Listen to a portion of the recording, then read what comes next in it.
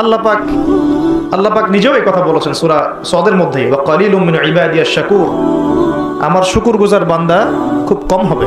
অন্য একটা জায়গাতেও আছে। তো এখন আল্লাহ রাব্বুল আলামিন আদম আলাইহিস সালাম আর হাওয়া আলাইহিস সালামকে জান্নাতে রাখলেন। তারা যে ফল খেয়ে ভুল করে ফেললেন, আল্লাহ পাক তখন তাদেরকে সাথে সাথেই বের করে দেন নাই, সাথে বের করে দেন নাই, বরং ফাতালাক্কা আদামু মির রাব্বিহি কালিমাত, আদম আলাইহিস সালাম আল্লাহর কাছ থেকে কিছু কালিমা বা বাক্য শিখে নিলেন। সুবহানাল্লাহ। ফাতাবা আলাইহি, ওই কালিমা ওই বাক্য দিয়ে আদম আলাইহিস সালাম কি করলেন? তওবা করলেন।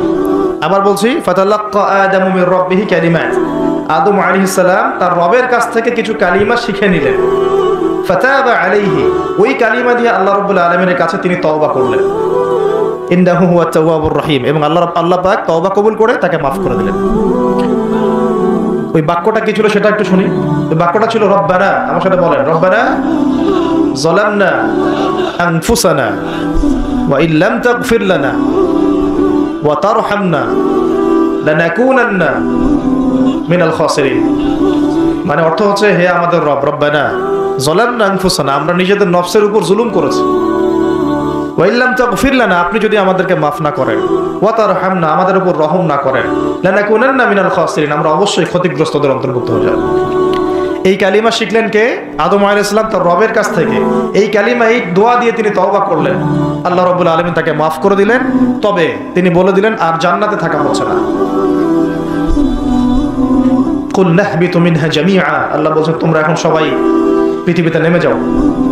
ফাইম্মা ইয়াতিয়ান্নাকুম মিন্নি হুদান, নেমে যাও পৃথিবীতে, কিন্তু জেনে রেখো পৃথিবীতে আমার পক্ষ থেকে তোমাদের কাছে হেদায়েত যাবে। কি যাবে? হেদায়েত মানে আসমানি কিতাব, নবী রাসূল, আসমানি কিতাব, নবী রাসূল, এগুলো আসবে তোমাদের কাছে। ফামান কুল নাহবিতু মিনহা জামিআ ফাইম্মা ইয়াতিয়ান্নাকুম মিন্নি হুদান ফামান তাবিআ হুদায়া, যে আমার এই হেদায়েতের অনুসরণ করবে, ফালা খাউফুন আলাইহিম ওয়ালা হুম ইয়াহজানুন, তাদের কোনো ভয় নাই, কোনো দুশ্চিন্তা নাই। যেই জান্নাত থেকে গিয়েছো ওই জান্নাতে ফিরে আসবে ইনশাআল্লাহ। এটা একটা কথা।